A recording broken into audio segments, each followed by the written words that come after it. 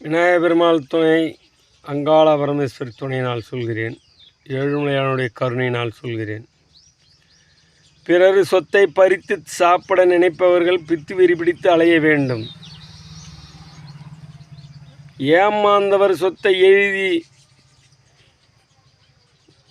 முடிச்சுக்கணும், எழுதி அனுபவம் பண்ணணும் நினைக்கிறவங்க, ஏமாந்தவர் சொத்தை ஏமாற்றி வாங்குபவராகட்டும், ஏமாந்தவர்கள் சொத்தை பறித்து அடாலு புடால அடிக்கிறவங்களாகட்டும், வெறிபிடித்து அலைய வேண்டும்.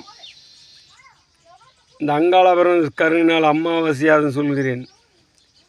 அடுத்து ஒரு சொத்தை பறித்து சாப்பிட நினைக்கிறவங்கள் வெறிபிடித்து அலைய வேண்டும். கண்டிஷனாக நடக்கும்.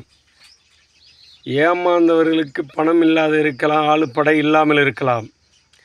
ஆனால் ஆங்காரங்கொண்டு அடாலு புடால அடித்து சொத்தை பறித்து அனுபவிக்கிறவங்க யாராக இருந்தாலும் சரி, கூடிய சீக்கிரத்தில் வெறிபிடித்து சொத்து வெறி பணவெறி பிடித்து ஒட்டு தூய்குணம் இல்லாமல் வீதியில் அலைய விடுவாள் அங்காள பரமேஸ்வரி. அலையே தீர்வா அலைய வைப்பாள். இது உண்மை, நடக்கம், சத்தியம்.